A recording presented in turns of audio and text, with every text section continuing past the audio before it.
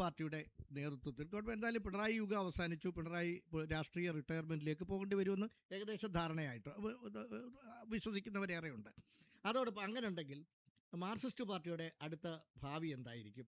ഈ ഭാവിയിൽ നേതൃമാറ്റം ആവശ്യപ്പെടും, പാർട്ടിയിൽ പുനർചിന്തനം ഉണ്ടാകുമോ, അതോ പതിവ് പോലെ വിലയിരുത്തൽ ഒരു 6 മാസം കഴിഞ്ഞ് വിലയിരുത്തൽ ഒരു പ്രമേയമൊക്കെ ആയിട്ട് ഇതൊക്കെ അങ്ങ് ചീറ്റിപ്പോകും? എന്താണ് ഗൗരിയുടെ അഭിപ്രായം? CPM-ൻ്റെ ഉള്ളിലെ ആഭ്യന്തര ചർച്ചകൾക്കുള്ള കഴിവ് വളരെ വളരെ കുറഞ്ഞൊരു കാലഘട്ടത്തിലാണ് നമ്മൾ നിൽക്കുന്നത്.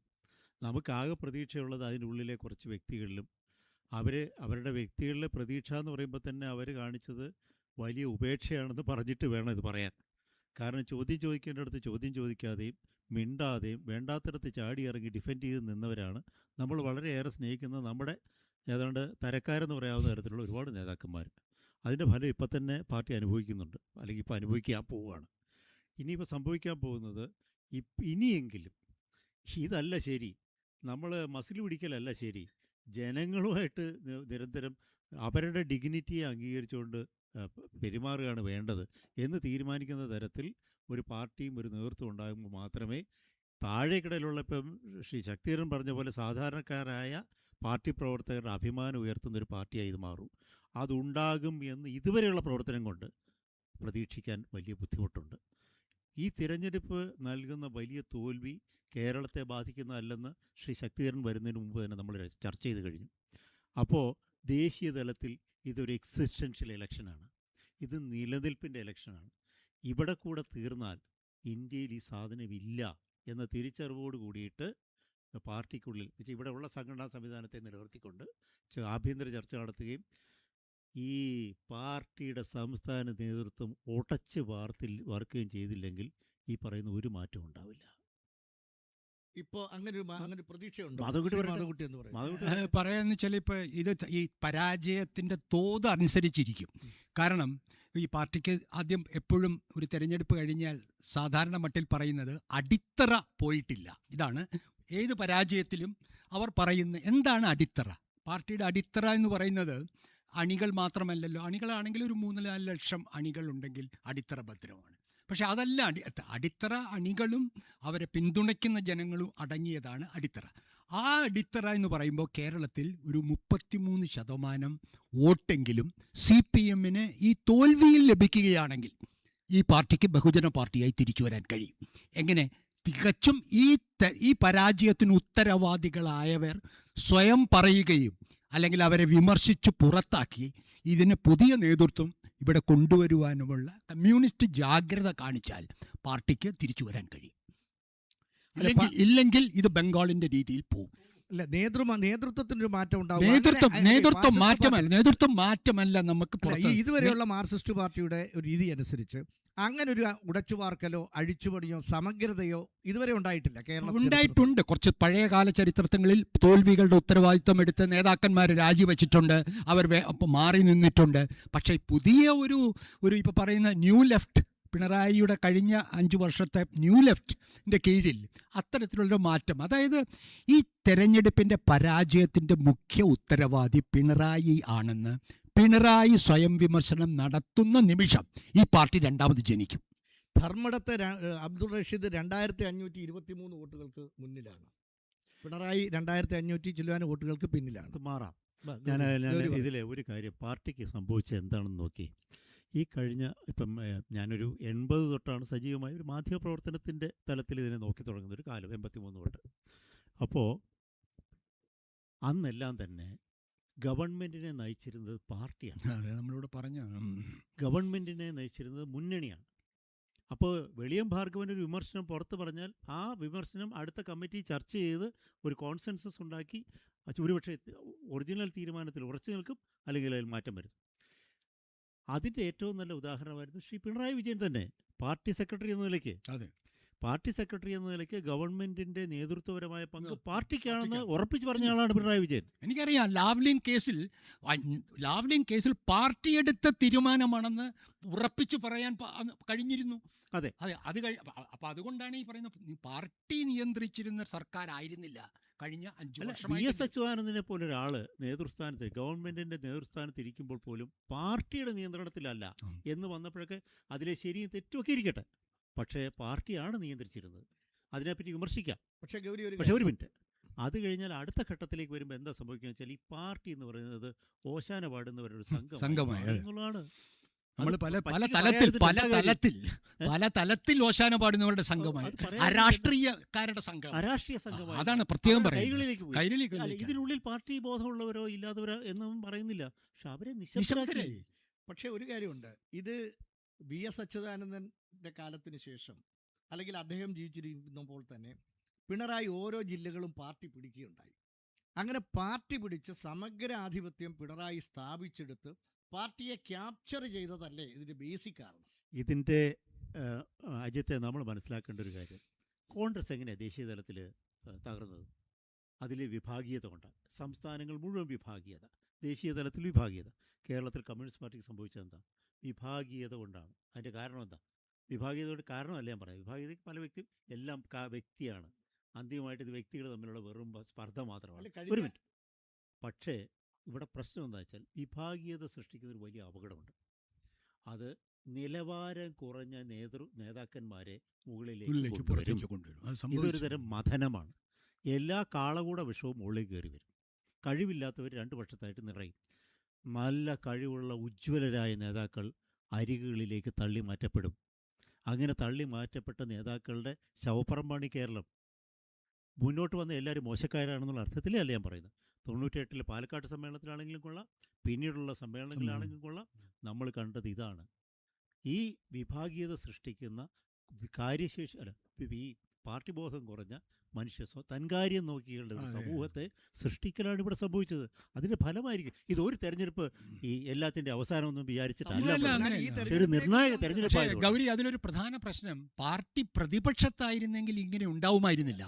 സർക്കാരിൽ ഇരുന്നു കൊണ്ട് ഈ ആശ്രിതരെ ഒരു വൃന്ദം വരാനുണ്ട്.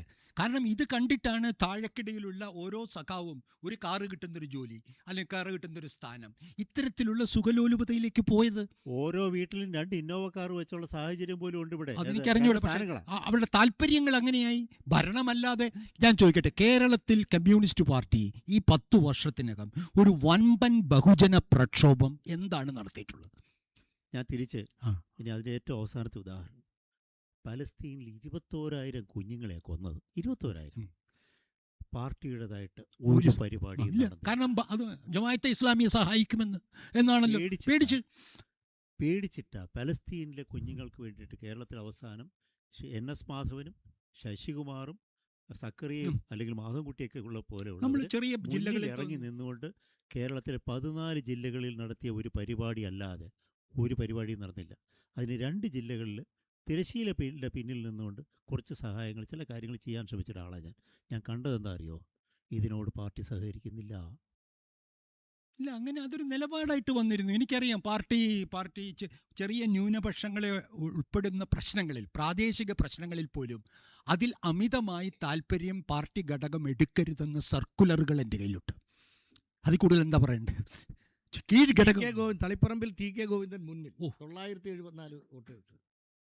തളിപ്പറമ്പിൽ TK ഗോവിന്ദൻ മുന്നിൽ 974 വോട്ടല്ല, എങ്കിലും ഒരിക്കലെങ്കിലും മുന്നിലെത്തുക എന്നത് തളിപ്പറമ്പിൽ സാറേ. ഇപ്പം ഇവര് രണ്ടും പറഞ്ഞല്ലോ, മാർക്സിസ്റ്റ് പാർട്ടിയെ സംബന്ധിച്ചിടത്തോളം പിണറായി വിജയന്റെ നേതൃത്വത്തിൽ ഉപജാപക സംഘങ്ങളുടെ ഒരു ഭരണം പാർട്ടിക്കുള്ളിലും ഭരണത്തിലും കടന്നു കയറിയതാണ്. ഒരു മിനിറ്റ് അജിത്തെ, ആ വാചകത്തോട്, ആ പ്രയോഗത്തോട് ഞാൻ യോജിക്കുന്നില്ല കേട്ടോ. ഉപജാപക സംഘം എന്നുള്ളതൊക്കെ വളരെ വലിയൊരു പ്രയോഗമാണ്.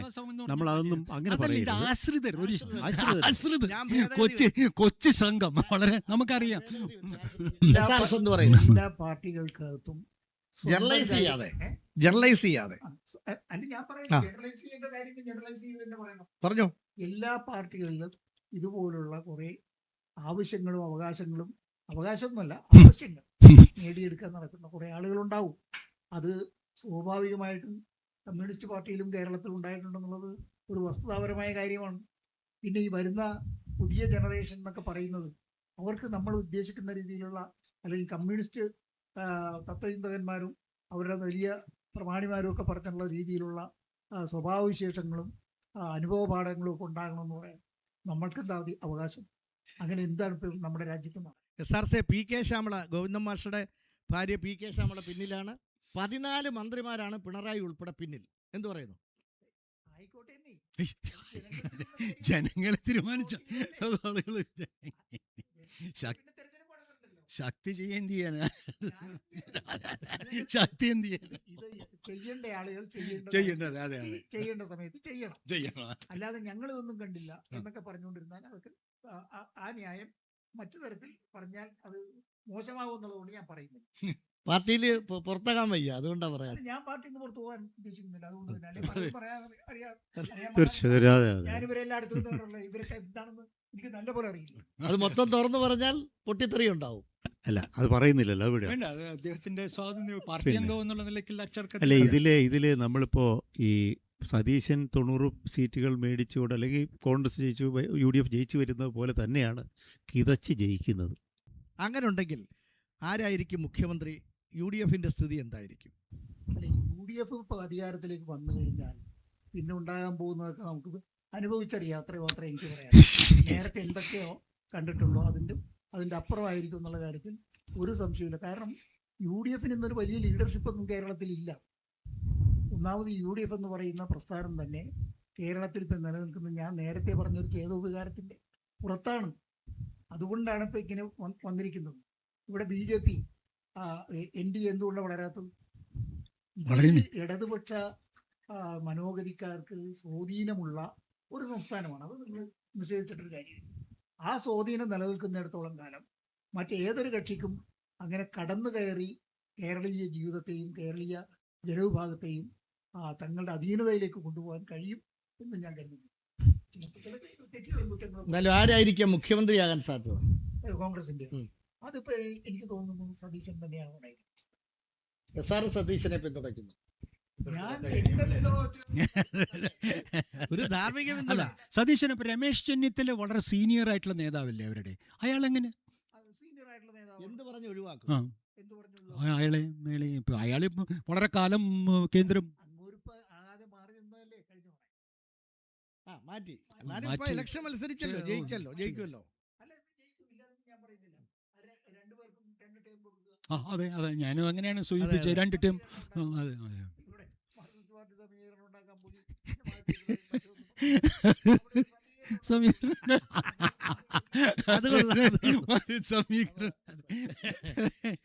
കേരളം മൊത്തം സമീകരിക്കുക എന്നുള്ളതാണ് രൂപത്തിൽ വരും. ഇതൊന്നും ശരിയാവില്ല. ഒരു പരാജയം തന്നെയാണ്. അതില്ലാന്ന് ഞാൻ പറയും.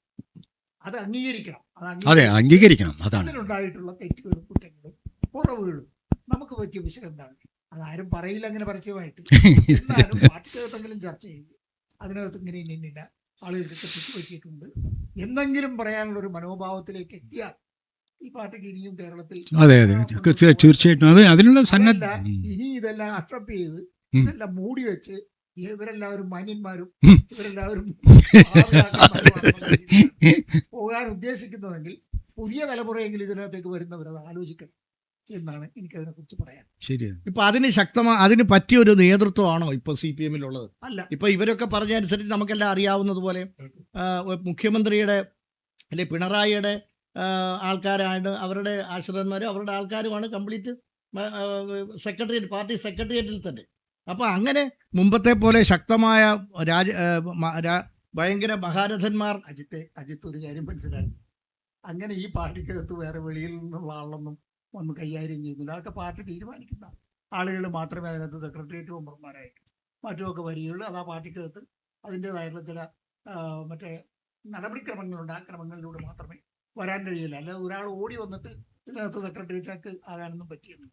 അതുകൊണ്ട് അങ്ങനെയൊക്കെയുള്ള എനിക്ക് തോന്നുന്നത് ഏറ്റവും ശക്തി ഒരു പാർട്ടി പ്ലീനം നടത്തിക്കൂടെ? ഇതിനെന്താണെന്ന് അങ്ങനെ ഒരു വിശാലമായിട്ടുള്ളത് കുറെ കാലമായി പ്ലീനം നടത്തിയിട്ടില്ല. പ്ലീനം നടത്തുന്നത് ഇത്തരത്തിലുള്ള അപാകതകളിലേക്ക് പാർട്ടി അതിനെ രക്ഷപ്പെടുത്താൻ വേണ്ടിയിട്ടാണ് പ്ലീനം. അതെ, അങ്ങനെ വേണമെങ്കിൽ ഒന്ന് ശ്രമിച്ചുകൂടെ? ഒരു കുഴപ്പമില്ല, കാര്യങ്ങളാണ്. ഒരുപക്ഷെ ആലോചിച്ചേക്കും ഭാവി. ഏതായാലും പരാജയമല്ല എന്നും പറഞ്ഞിട്ട് പഴയ പ്ലീനങ്ങളുടെ ഗതി വെച്ച് നോക്കിയാൽ പാലക്കാട് പ്ലീനം എനിക്ക് ഓർമ്മയുണ്ട്. അല്ല, പാലക്കാടായിരുന്നു അവസാനം. ഒടുവിലത്തെ എനിക്ക് ബോധ്യമായ ഒരു കാര്യം തിരുവനന്തപുരത്തല്ലേ? ഇല്ല, പാലക്കാടായിരുന്നു അവസാനത്തെ പ്ലീനം. ഞാൻ അതായി. പക്ഷെ അതിനുശേഷം മാറ്റം കണ്ടിട്ടുള്ള ഒരു നേതാവ് MA ബേബിയാണ്. MA ബേബിയിൽ കാതലായ മാറ്റം കണ്ടിട്ടുണ്ട്, വേറെ ആരിലും ഒരു മാറ്റം കണ്ടിട്ടില്ല. അല്ല, കേന്ദ്ര നേതൃത്വം എന്ന് പറയുമ്പോൾ ഇന്ന് പാർട്ടിയുടെ കേന്ദ്ര നേതൃത്വം ബലത്തിൽ കേരള പാർട്ടി നേതൃത്വമാണ്. അപ്പോൾ ഇത് തീരുമാനിക്കുക എന്ന് പറഞ്ഞാൽ ഭാവി, ഇന്ത്യയുടെ ഭാവി തന്നെ തീരുമാനിക്കൽ കേരളത്തിലെ പാർട്ടിയുടെ നേതൃത്വത്തിൻ്റെ ഒരു ഉത്തരവാദിത്തമാണ്. അപ്പോൾ അതുകൊണ്ട് അത് ആലോചിക്കുക. ഇതിനകത്ത് നമ്മൾ പ്രതീക്ഷിക്കാത്ത സഖാക്കളും പുറത്തു വരും.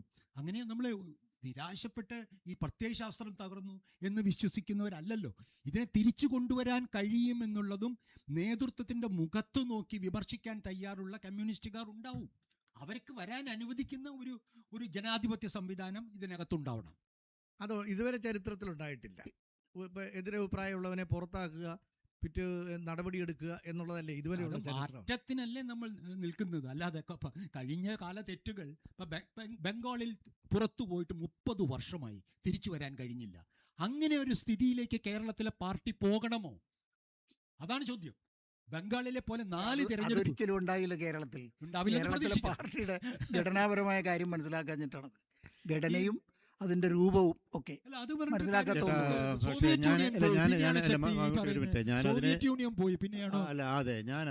അതൊരു ശരിയാണെന്ന് ശക്തിചേരൻ പറയുന്നത് ശരിയാണെന്ന്. കാരണം കേരളത്തിലെ മധ്യവർഗമാണ് പാർട്ടിയുടെ മെയിൻ സ്റ്റേ. നമ്മൾ പറഞ്ഞിട്ട് കാര്യമില്ല. മധ്യവർഗം എന്ന് പറയുന്നത് വളരെ തന്ത്രപരമായിട്ട് എങ്ങോട്ട് വേണേൽ ചായുവോ ചരിയോ ഒക്കെ ചെയ്യുന്ന ഒരു നമുക്ക് എല്ലാ കാലത്തും ഇലക്ഷൻ റിസൾട്ട് അതിന്റെ ഏറ്റവും നല്ലതായിക്കോട്ടെ. അല്ല, ഇതല്ല പൊളിറ്റിക്കലായ ചായവാണ്. എനിക്ക് ഇത് ഇലക്ട്രലാണ്. ഇലക്ട്രൽ എന്ന് പറഞ്ഞാൽ ഇലക്ഷനിൽ തോൽവിയും പരാജയവും വിജയമൊന്നും വലിയ കാര്യമല്ല, 5 വർഷത്തിൽ മാറിക്കൊണ്ടിരിക്കും. പക്ഷെ അതിനേക്കാൾ ഗുരുതരമായ തരത്തിൽ അടിസ്ഥാനപരമായ മനോവ്യതിയാനം അത് സംഭവിക്കാനുള്ള സാധ്യത കേരളത്തിൽ കൂടുതലാണ്. കാരണം ഇവിടെ ഒരു ആസ്പിറേഷണൽ, അതുകൊണ്ട് ഞങ്ങൾ ചർച്ച ചെയ്ത് കഴിഞ്ഞാണ്, ഒരു ആസ്പിറേഷണൽ, അതായത് വലിയ വലിയ തരത്തിലുള്ള മോഹവലയങ്ങളിൽ കുടുങ്ങി നിൽക്കുന്ന ഒരു മധ്യവർഗമുണ്ട്, നമ്മളടക്കം. അപ്പോൾ അതിനകത്താണ് നമുക്ക് ഒരു വിഗ്രഹം ഡൽഹിയിൽ ഇരിക്കുന്നു, അദ്ദേഹം എല്ലാ തരത്തിലുള്ള ബുള്ളറ്റ് ട്രെയിൻ അടക്കം കൊണ്ടുവരാൻ പോവുക. അപ്പം നമുക്ക് അതല്ലേ വേണ്ടത്. അതിന് തയ്യാറുള്ള തരത്തിലുള്ള മതപരവും ജാതീയവുമായിട്ടുള്ള കൂട്ടായ്മകൾ ഇവിടെ ഉണ്ട്. അപ്പോൾ അങ്ങനെയൊക്കെ വരുമ്പോൾ അതിന് നടുക്ക് ഏത് തരത്തിലുള്ള രാഷ്ട്രീയമാണ് മുന്നോട്ട് വയ്ക്കുന്നത് എന്നുള്ളത് വളരെ പ്രധാനമാണ്. അത് നമ്മളൊരു തരം പ്യൂറിസ്റ്റ് ആയിട്ടുള്ള ഒരു കമ്മ്യൂണിസ്റ്റ് രാഷ്ട്രീയമായിരിക്കില്ല മുന്നോട്ട്. അതല്ല ഒരു കമ്മ്യൂണിസ്റ്റ് രാഷ്ട്രീയം ലോകത്തില്ല. അതല്ല ആവശ്യപ്പെടുന്നത്. ആധുനിക കമ്മ്യൂണിസ്റ്റ് പാർട്ടി എന്ന് പറഞ്ഞാൽ ഒരു ജനാധിപത്യ കമ്മ്യൂണിസ്റ്റ് പാർട്ടി എന്നല്ല. ഈ പാർട്ടി ജനാധിപത്യ പാർട്ടിയായി മാറണമെന്നുണ്ടെങ്കിൽ ഒരുപാട് കാര്യങ്ങൾ അതിന്റെ സംഘടനാ ചട്ടക്കൂടിനകത്ത് വരുത്തേണ്ടതായിട്ടുണ്ട്. അത് വരുത്താനായിട്ട് അതിന്റെ തലപ്പത്തിരിക്കുന്ന ആളുകൾ സമ്മതിക്കില്ല. അത് പറഞ്ഞിട്ട് കാര്യമില്ല. അങ്ങനെ വരണം. സമ്മതിച്ചില്ല ഈ അനുഭവം ഉണ്ടാവും. അല്ല, അങ്ങനെ വരണം. നഷ്ടപ്പെടാൻ അതിനൊക്കെയുള്ള അനുഭവ പാഠമായിട്ട് ഇതിനെ ഉൾക്കൊള്ളാൻ കഴിയുന്ന ഒരു ജനറേഷൻ പാർട്ടിക്കകത്ത് വളർന്നു വന്നെങ്കിൽ മാത്രമേ ഇതിനിവിടെ നിലനിൽക്കാൻ കഴിയൂ. അല്ലെങ്കിൽ ഇത് ഈ പറഞ്ഞ പോലെ ഈ കണ്ടിടത്തോളം ഞാൻ ചില ആളുകളെ പറ്റി നമുക്ക് വേണമെങ്കിൽ പറയാം. അവർ പൊതുവെ മാധ്യമങ്ങളുടെ മുന്നിൽ പാളിപ്പോയതും വങ്കത്തരം പറഞ്ഞു പോയ ആളുകളുണ്ട്. പക്ഷേ തെറ്റ് പറ്റിയവരും നല്ല മനുഷ്യന്മാരും തുറന്ന മനസ്സുള്ളവരുമാണ്. ഞാൻ പല പ്രശ്നങ്ങളിലും ഗവൺമെൻറ്റിനെയും മുഖ്യമന്ത്രിയെയും പിന്തുണച്ചുകൊണ്ട് ഡിഫെൻഡ് ചെയ്തുകൊണ്ട് രംഗത്ത് വന്ന് മണ്ടത്തരം പറഞ്ഞവരുണ്ട്. അവർ അറ്റ്ലീസ്റ്റ് മാധ്യമങ്ങളോട് ഇത് പറയേണ്ടതുണ്ട്, ജനങ്ങളോട് ഇത് പറയേണ്ടതുണ്ട് എന്നുള്ള തുറന്ന മനസ്സിലാരാ. പക്ഷെ ഇവിടെ ഭൂരിപക്ഷം എന്താ, നമ്മുടെ മസിൽ പിടിച്ചങ്ങ് നിന്ന് കഴിഞ്ഞാൽ ജനങ്ങൾ പൊട്ടന്മാരാണ്, അവരിതെല്ലാം അംഗീകരിച്ചോളും വിചാരിക്കുന്നവരാണ് ഭൂരിപക്ഷം. ഈ ഹമർഷ് നമ്മൾ പറയുമല്ലോ, ഈ ഒരു മാഫിയ തന്ത്രം പോലെ നിശബ്ദതയാണ് ഏറ്റവും നല്ല രാഷ്ട്രീയം എന്ന് വിചാരിക്കുന്നിടത്ത് അത് ശക്തി പറഞ്ഞ കാര്യമുണ്ട്. ചില സംഘടനാ സംവിധാനങ്ങൾ അത് അനുവദിക്കുന്നില്ല. അപ്പൊ അതുകൊണ്ട് അത് മാറ്റുന്നത് ഒരു പ്രധാനപ്പെട്ട അതാണ് ഞാൻ പറഞ്ഞത്. ഏറ്റവും കൂടുതൽ ജാതി മേധാവിത്വം നിലനിൽക്കുന്ന ഒരു പ്രസ്ഥാനമായി കേരളത്തിലെ ഇടതുപക്ഷ പ്രസ്ഥാനം, പ്രത്യേകിച്ചും കമ്മ്യൂണിസ്റ്റ് പാർട്ടികൾ മാറുന്നുണ്ടോ എന്നുള്ള കാര്യം വളരെ ഗൗരവകരമായി ആലോചിച്ചില്ലെങ്കിൽ ഇതിൻ്റെ പോക്ക് അപകടകരമായിരിക്കും എന്നുള്ള കാര്യത്തിൽ തലയിൽ ആളുവാർപ്പുള്ള ആളുകൾക്കൊന്നും യാതൊരു സംശയം ഉണ്ടായില്ല. മാധവൻകുട്ടി സാറേ, 14 മന്ത്രിമാർ പിന്നിലായിരുന്നു. അതാണ് ഞാൻ പറയുന്നത്. ഇപ്പോൾ ഈ 14 മന്ത്രിമാരിൽ പിന്നെ ആറന്മുളയിൽ വീണ ജോർജ് 6000 വോട്ടിന് പിന്നിലാണ്. അപ്പോൾ ഈ VN വാസവൻ താഴെ പോയി. VN വാസവൻ എന്നാൽ സജി ചെറിയാൻ വിജയിച്ചു. സജി ചെറിയാൻ ഒരു കോൺഗ്രസ് രാഷ്ട്രീയക്കാരനാണ്. അദ്ദേഹം CPM ആണെങ്കിലും അദ്ദേഹം CPM-ലെ കോൺഗ്രസ്സുകാരൻ. CPM-ലെ കോൺഗ്രസ് ആളുകളെ സുഖിപ്പിക്കുക, ഓരോ ആളുകളെയും പോയി കണ്ടു നടക്കുക. അദ്ദേഹത്തിന് ഒരു കമ്മ്യൂണിസ്റ്റ് പ്രതിനിധിയായിട്ട് ഞാൻ കാണുന്നില്ല.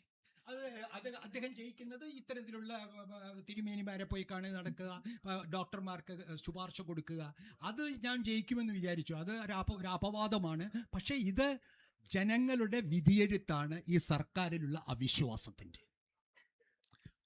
ഈ മറ്റു മന്ത്രിമാരെ വിലയിരുത്തുമ്പോൾ അത്രയ്ക്ക് മോശം മന്ത്രിമാരായിരുന്നോ ഇവരിൽ പലരും? എന്ത് പറയുന്നു അതുകൂടി സാർ?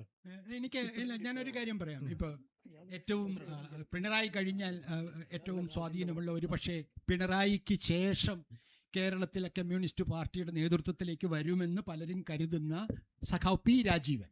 അത് അദ്ദേഹം അർഹനാണോ ഇല്ലയോ എന്നുള്ളതൊക്കെ വേറെ കാര്യം, എന്നേക്കാൾ ശക്തിക്കറിയാം. അതൊക്കെ ശക്തി എറണാകുളത്ത് നിന്ന് അറിയുന്ന ആളാണ്. പക്ഷേ നമ്മുടെ രാജീവന്റെ പെർഫോമൻസ് നല്ലതാണോ ഇല്ലയോ എന്ന് ചോദിച്ചാൽ അല്ല എന്ന് ഞാൻ പറയും. കാരണം ഞാൻ കളമശ്ശേരിയിൽ എറണാകുളത്ത് നിൽക്കുന്നയാളാണ്. എന്നോട് പാർട്ടിയുടെ ഈ സഖാവ് പി രാജീവന്റെ സെക്രട്ടറിമാർ ഇടയ്ക്കിടയ്ക്ക് ചോദിക്കും മാധവൻകുട്ടി എങ്ങനെയുണ്ട് പെർഫോമൻസ്. ഞാൻ പറഞ്ഞു വളരെ നിരാശാജനകമാണ് പോകുന്ന. ഇതിങ്ങനെ ഈ വലിയ പണക്കാരും ശക്തിക്കറിയാം അതിനെ കൂടുതൽ ആ കളമശ്ശേരിയുടെ സ്വഭാവം. കണ്ണടച്ചാൽ രൂപയാണ്. കണ്ണടച്ചാൽ ഒരു ട്രേഡ് യൂണിയൻ നേതാവ് വെറുതെ ഒന്ന് കണ്ണടച്ചാൽ ലക്ഷക്കണക്കിന് രൂപയാണ് അയാളുടെ. ഇത്തരത്തിലുള്ള ഒരു കേരളത്തിലെ മുതലാളിത്ത വികസനത്തിൻ്റെ കേന്ദ്രമായ കളമശ്ശേരിയിൽ പി രാജീവൻ എന്ന വ്യവസായ മന്ത്രിക്ക് എങ്ങനെ തോൽക്കാൻ കഴിയും? അത് തികച്ചും ചോദിക്കേണ്ട ചോദ്യമാണത്. അത് ചോദിക്കാതെ എങ്ങനെയാ പോയിട്ട് കാര്യം? തീർച്ചയായിട്ടും ഒരു പ്രധാനപ്പെട്ട റിസൾട്ട് വന്നേക്കുന്നത് UDF 94 സീറ്റിൽ മുന്നിലാണ്. LDF 44 സീറ്റിൽ, BJP 2 സീറ്റിലെ മുന്നിൽ നിൽക്കുന്നുള്ളൂ. NDA 2 സീറ്റിലാണ്. അവർ നേരത്തെ 5 സീറ്റ് വരെ വന്നിരുന്നതാണ്. പക്ഷേ 2 സീറ്റിലേ വരുന്നുള്ളൂ. 94 സീറ്റാണ് UDFന്. 44 സീറ്റ് LDF മുന്നിൽ നിൽക്കുന്നുള്ളൂ. അതിലേറ്റവും പ്രധാനം പിണറായി വിജയൻ പിന്നിലാണ്, 4ാം റൗണ്ടിലും പിന്നിലാണ് എന്നുള്ളതാണ്. 14 മന്ത്രിമാർ താഴെ പോകുന്നുണ്ട്. 14 മന്ത്രിമാരാണ്. അതിൽ BN വാസവനും വീണ ജോർജും ഒക്കെ വൻ ഭൂരിപക്ഷത്തിൽ പിന്നിലാണ്.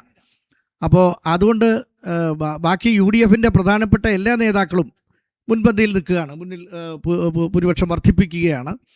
അതിലേറ്റവും പ്രധാനം നേരത്തെ ചൂണ്ടിക്കാണിച്ചതുപോലെ പിണറായി വിജയനാണ്. പിണറായി 4ാം റൗണ്ടിലും പിന്നിലാണ്. അതുകൊണ്ട് തീർച്ചയായിട്ടും ഇവിടെ പാനലിസ്റ്റുകൾ എല്ലാവരും ചർച്ചയിൽ ശ്രീ മാധവൻകുട്ടിയും ശ്രീ ഗൗരിദാസ് നായരും ശ്രീ SR ശക്തിധരനും ഒക്കെ ചൂണ്ടിക്കാണിച്ചതുപോലെ തീർച്ചയായും മാർക്സിസ്റ്റ് പാർട്ടി മുന്നോട്ട് പോകണമെങ്കിൽ, ഇടതുപക്ഷം മുന്നോട്ട് പോകണമെങ്കിൽ ഒരു പുനർചിന്തനം ആവശ്യമാണ്. അടിമൊഴി അഴിച്ചുപണി ആവശ്യമാണ്. അല്ലാതെ ആൾക്കാരുടെ കണ്ണി പൊടിയിട്ടുകൊണ്ട് മുന്നോട്ട് പോക്ക് നടക്കില്ല. ഇവിടെ മാർക്സിസ്റ്റ് പാർട്ടി ഈ ഉരുക്ക് ഇരുമ്പറ എന്നൊക്കെ പറഞ്ഞിട്ട് അതൊക്കെ ആൾക്കാരെ പറ്റിക്കാൻ വേണ്ടി പണ്ട് പറഞ്ഞിരുന്നതാണ്. അതൊന്നും അച്ചടക്കത്തിൻ്റെ വാളൊന്നും ഇപ്പോൾ എടുത്ത് ആരും മൈൻഡ് ചെയ്യത്ത് പോലുമില്ല. അതിൻ്റെ ഏറ്റവും വലിയ ഉദാഹരണമാണ് 2 വിമത സ്ഥാനാർത്ഥികൾ കണ്ണൂർ ജില്ലയിൽ. അവർ കാണിച്ച നല്ല പെർഫോമൻസ്. അപ്പോൾ അവർ വിജയിക്കുമോ ഇല്ലയോ എന്ന കാര്യത്തിൽ നമുക്ക് സംശയമുണ്ട്. പക്ഷേ എന്നിരുന്നാലും അവർ മികച്ച പെർഫോമൻസ് കാഴ്ചവെച്ചു എന്നുള്ളത് ചെറിയ കാര്യമല്ല. മറ്റൊന്ന് നേരത്തെ ചൂണ്ടിക്കാണിച്ചതുപോലെ 94 സീറ്റ് എന്ന് പറയുമ്പോൾ ഒരു മാജിക്കൽ ഫിഗറിലേക്ക് എത്തുകയാണ്. ഒരു തരംഗമുണ്ട് എന്ന കാര്യത്തിൽ യാതൊരു സംശയവുമില്ല. എന്നാൽ VD സതീശൻ പ്രതീക്ഷിച്ച 100 സീറ്റ് എന്നതിലേക്ക് വരാൻ സാധ്യതയുണ്ടെന്നാണ് പൊതുവേ തോന്നുന്നത്. 95 സീറ്റിലേക്ക് ഇപ്പോൾ വന്നിരിക്കുന്നു. BJP NDA 1 സീറ്റിൽ മാത്രമാണ് മുന്നിട്ട് നിൽക്കുന്നത്. അത് NDA സംബന്ധിച്ചിടത്തോളം വലിയ തിരിച്ചടിയാണ്. തുടക്കത്തിൽ 5 സീറ്റ് എന്നൊക്കെ പറഞ്ഞിരുന്നു. വലിയ അർത്ഥവും മുടക്കി കേന്ദ്രത്തിൽ നിന്ന് പ്രധാനമന്ത്രി ഉൾപ്പെടെയുള്ള നേതാക്കന്മാരെ കൂട്ടത്തോടെ ഇറക്കി ഏറ്റവും കൂടുതൽ പണം ചെലവഴിച്ച് എല്ലാവർക്കും പണം കൊടുത്ത് മീഡിയയെ പോലും പണം കൊടുത്ത് സ്വാധീനിച്ച് പ്രചരണ കോലാഹലങ്ങൾ നടത്തിയിട്ടും NDAക്ക് 1 സീറ്റിൽ മാത്രമേ ഇപ്പോൾ പിടിച്ചു നിൽക്കാൻ കഴിയുന്നുള്ളൂ എന്നുള്ളത് രാജീവ് ചന്ദ്രശേഖരൻ ഉൾപ്പെടെയുള്ള എല്ലാ നേതാക്കന്മാർ BJPയുടെ തന്നെ ഒരു പരാജയമാണ്. BJP കേരള മണ്ണിൽ വേരുറപ്പിക്കാൻ പ്രയാസമാണ്. ആ തണൽ ഇവിടെ ലഭിക്കില്ല. ആ രാഷ്ട്രീയമല്ല കേരളത്തിൻ്റേത് എന്നതാണ് പൊതുവെ നമുക്ക് വിലയിരുത്താവുന്നത്. ശ്രീ മാധവൻകുട്ടി. തീർച്ചയായിട്ടും ഏറ്റവും ആശ്വാസകരമായ ഇത് പ്രത്യേകിച്ച് ബംഗാളിലും തമിഴ്നാട്ടിലുമൊക്കെയുള്ള വാർത്തകൾ കൂടി കേൾക്കുമ്പോൾ എനിക്ക് ഏറ്റവും ആശ്വാസകരമായി തോന്നുന്നത് ഈ BJPയുടെ ഈ പരാജയത്തിലേക്കുള്ള പോക്കാണ്. കാരണം അതാണ് കേരളത്തിലെ ഏറ്റവും വലിയ ബഹുജന ശത്രു. അതിനെ ഒറ്റപ്പെടുത്തി തോൽപ്പിക്കുക എന്നുള്ളതായിരുന്നു എനിക്ക് ബാക്കി നിന്ന അവസാന രാഷ്ട്രീയം. അതും പറയാം ഞാൻ. എൻ്റെ രാഷ്ട്രീയം എന്താണെന്ന് ചോദിച്ചാൽ ഇന്ത്യ ബ്ലോക്കിൻ്റെ രാഷ്ട്രീയം എന്നാണ് ഞാൻ പറയാറ്. കാരണം എൻ്റെ രാഷ്ട്രീയം ഇവരെ കേരളത്തിൽ സൂചി കുത്താൻ ഇടം കൊടുക്കാതിരിക്കുക. അതാണ് ജനങ്ങളുടെ മൂടെന്നും ഇപ്പോൾ നമുക്ക് മനസ്സിലാവുന്നുണ്ട്. അതിനനുസരിച്ച് CPM നേതൃത്വത്തിന് ഈ ബഹുജന വികാരം മനസ്സിലാക്കാൻ കഴിഞ്ഞില്ല എന്നുള്ളത് നമ്മൾ തിരിച്ചറിയണം. അതാണ് പ്രധാനം. നമ്മൾ തോൽക്കുകയാണെങ്കിലും തോൽക്കുന്നു എന്നറിയാനുള്ള കഴിവ് ഒരു കമ്മ്യൂണിസ്റ്റ് പാർട്ടിക്ക് വേണം, അല്ലേ? തോൽക്കുന്നു നമ്മൾ, അതുപോലും ഇല്ലാത്തൊരവസ്ഥയിലേക്ക് 74 സീറ്റ് കിട്ടുമെന്ന് എഴുതി കൊടുക്കുന്ന നുണ, പാർട്ടിയോട് നുണ പറയുന്ന സംഘം അടിമുടിയുണ്ടെന്നുള്ളത് കൃത്യമാണ്. അങ്ങേറ്റം പോലെ ഇങ്ങേറ്റം വരെ, അങ്ങേറ്റം വരെ നുണ പറയുക പാർട്ടിയോട്. അല്ല, ഈ ജനങ്ങൾ മനസ്സിലാക്കിയ കാര്യം പാർട്ടി മനസ്സിലാക്കിയില്ല എന്നുള്ളിടത്താണ് പാർട്ടിയുടെ ദുരന്തം. തെറ്റിദ്ധരിപ്പിക്കുക, പാർട്ടിയെ നുണ എഴുതി പിടിപ്പിക്കുക. ഇത്ര ജയിക്കുന്നു, ഇത്ര വോട്ടിന് ജയിക്കുന്നു, ഇത്ര വോട്ട്. അല്ല, അതാണ് ഞാൻ പറഞ്ഞത്. ഇതിൻ്റെ സംഘടനാപരമായ ചട്ടക്കൂടിനകത്ത് അഴിച്ചുപണിയും മാറ്റങ്ങളും ഇല്ലാതെ നിങ്ങൾക്ക് ഈ പറഞ്ഞ മാറ്റം ഉണ്ടാക്കാൻ കഴിയില്ല. അതെ അതെ, അവിടെ മുകളിൽ നിന്ന് അടിച്ചേൽപ്പിക്കുകയാണ്. അപ്പോൾ ഇവിടെ നിന്ന് ഇവന്മാർ കൊടുക്കുകയാണ്. ആ ശരി, കൊടുത്തോ, എത്ര 10 വീട്, 10 വീട്ടിൽ പോയി. ശക്തി, അത് അടിത്തട്ടിൽ നിന്ന് മാറണമെങ്കിൽ ഒരു വേദി വേണം. അല്ല, മുകളിൽ മാറണം. മുകളിൽ മാറിയാൽ മാത്രമേ പറ്റൂ. മുകളിൽ കുറേ ആശാന്മാർ നിന്നുകൊണ്ട് കൽപ്പിച്ചാലൊന്നും ഇവിടെ ഇപ്പം ജനം അംഗീകരിക്കില്ല എന്നുള്ളത് ഇപ്പോഴല്ല, നേരത്തെ അങ്ങനെ തന്നെയാണ്. അതെ. അതുകൊണ്ട് ആ ഒരു തരത്തിലുള്ള ഒരു യാഥാർത്ഥ്യ കാഴ്ചപ്പാട് പാർട്ടിക്ക് പാർട്ടിയുടെ നയങ്ങളിലും പാർട്ടിയുടെ പരിപാടികളിലും ഒക്കെ ഉണ്ടാക്കിക്കൊണ്ട് മാത്രമേ മുന്നോട്ട് പോകാൻ കഴിയൂ. സംഘടനാ രൂപത്തിലും. അതെ, അതല്ലേ ഞാൻ ആദ്യം മുതലേ പറയണത്. സംഘടനാ തലത്തിലുള്ള പല ദുരാചാരങ്ങളുണ്ട്. സത്യത്തിൽ അങ്ങനെയാണ് അതിനെ പറയേണ്ടത്. സംഘടനാതലത്തിലെ ദുരാചാരത്തിന്റെ ഏറ്റവും പ്രധാനപ്പെട്ട പ്രശ്നം പാർട്ടിയുടെ കൈകളിൽ നിന്ന് ഇത് മറ്റേ PR കമ്പനികളുടെ കൈകളിലേക്ക് പോയി. അതങ്ങനെ പോകൂ. അങ്ങനെ പോകാൻ പണത്തിന്റെ ഒരു പെരുപ്പം വന്നാൽ പിന്നെ അങ്ങനെയല്ലാതെ പോകാതിരിക്കാൻ പറ്റില്ല. അത് ഈ പാർട്ടിക്കും സംഭവിക്കും, ഇനി ഏത് പാർട്ടി ആയാലും അത് തന്നെ സംഭവിക്കും. ജാതി പാർട്ടികൾക്കും അതൊക്കെ തന്നെ സംഭവിക്കും. പണത്തിൽ കൈയിട്ട് വരാനുള്ള കണ്ണാണല്ലോ എല്ലാവരുടെയും. അല്ലാതെ എന്താ ഉള്ളത്? വ്യത്യസ്തമാക്കുന്നത് അതാണ്. പക്ഷെ അതൊക്കെ മാറിയില്ലേ? മാറാൻ അനുവദിക്കുന്നതിന് എന്താണ്? അതാണ് ഉണ്ടാകാൻ പാടില്ല. ഉണ്ടായിട്ടുണ്ടെങ്കിൽ അത് മാറ്റിയെടുക്കാനായിട്ടുള്ളൊരു തീവ്രമായ ശ്രമമാണ് ഇനി നടക്കേണ്ടത്. അത് നടത്താൻ ഈ പാർട്ടി ലീഡർഷിപ്പും പാർട്ടിയുടെ അണികളും ഒക്കെ തയ്യാറായാൽ മാത്രമേ ഇവിടെ മാധവൻകുട്ടിയൊക്കെ പറഞ്ഞതുപോലെ, ഗൗരി പറഞ്ഞതുപോലെ ഈ പാർട്ടിയെ മുന്നോട്ട് കൊണ്ടുപോകാൻ കഴിയൂ. ഈ പാർട്ടിക്ക് ചരിത്രപരമായ ഒരു കടമ നിർവഹിക്കാനുണ്ട് ഇന്ത്യയിൽ. SRSന് സന്തോഷം തോന്നുന്ന ഒരു കാര്യം, നേമത്ത് മാത്രമേ BJPക്ക്. അത് ഞാൻ പറഞ്ഞല്ലോ, ഞാനിപ്പോ ഇവിടെ ഇരുന്നു. നേമത്ത് മാത്രമേ ഉള്ളൂ. ശിവൻകുട്ടി തോൽക്കുക എന്നുള്ളത് വളരെ രാജീവ് ചന്ദ്രശേഖർ ഇലക്ഷൻ്റെ ലാസ്റ്റ് ഡേറ്റിൽ, മറ്റേ കൗണ്ടിങ് മറ്റേ വോട്ട് ചെയ്യുന്നതിൻ്റെ ലാസ്റ്റ് ഡേറ്റിൽ ഒരു സീൻ കണ്ടു. 6 മണിക്ക് ശേഷം കാർഡ് കൊടുത്ത് അതിനകത്ത് നിർത്തിയിരുന്ന ഒരു ജനവിഭാഗം തള്ളിക്കയറി വരുന്നത് കണ്ടപ്പോൾ ഞാൻ വിചാരിച്ച് ശിവൻകുട്ടിക്ക് ഗുണകരമായി മാറും എന്നാണ്. പക്ഷെ അത് നേരെ മറിച്ചാണ് വന്നിട്ടുള്ളതെന്നാണ് എനിക്ക് തോന്നുന്നത് ഇപ്പോൾ ഇത് കണ്ടിട്ട്. രാജീവ് ചന്ദ്രശേഖർ 2ാം സ്ഥാനം ആരാണെന്ന് നമുക്കറിയില്ല. എങ്കിലും രാജീവ് ചന്ദ്രശേഖർ 1ാം സ്ഥാനത്ത് വരിക എന്ന് പറയുമ്പോൾ, ഞാനിപ്പോൾ എന്നോട് ചോദിച്ചില്ലേ താങ്കൾ ഏത് മന്ത്രിയാണ് ഇഷ്ടം? എനിക്ക് ശിവൻകുട്ടിയായിരുന്നു സത്യം പറഞ്ഞ. കാരണം എനിക്ക് ഇടപെടും രാഷ്ട്രീയം ഉണ്ടായിരുന്നു. ഒരു കാര്യത്തിൽ ഇടപെടും. അല്ല, അവസാന ഘട്ടത്തിൽ ശിവൻകുട്ടിയുടെ രാഷ്ട്രീയ പ്രസ്താവനകളാണ് നിറഞ്ഞു നിന്നത്. എനിക്ക് വളരെ ആഹ്ലാദം തോന്നി. ഇപ്പോഴെങ്കിലും ഇങ്ങനെ ഒരു കമ്മ്യൂണിസ്റ്റ് മന്ത്രിക്ക് പറയാൻ കഴിയുന്നുണ്ടല്ലോ, ബാക്കി ആരും മിണ്ടുന്നില്ല. അപ്പൊ എന്നിട്ട് തോൽക്കുക എന്ന് പറഞ്ഞാൽ വലിയ വളരെ വ്യക്തിപരമായിട്ട് എനിക്ക് കുറെക്കാലം നിശബ്ദരായിരുന്ന പ്രമുഖരായിട്ടുള്ള മന്ത്രിസഭാംഗങ്ങൾ അവസാനമായപ്പോഴത്തേക്ക് 1-2 പിണ്ടാട്ടമൊക്കെ തുടങ്ങി. ശിവൻകുട്ടി മിണ്ടിയത് എപ്പോഴും സംസാരിച്ച ഒറ്റയാൾ ശിവൻകുട്ടിയാണ്. അപ്പൊ ശിവൻകുട്ടിയുടെ പരാജയം, വിദ്യാഭ്യാസ പോർട്ട്ഫോളിയോ ശിവൻകുട്ടിയെ ഏൽപ്പിച്ചപ്പോ കളിയാക്കിയവരാണ്.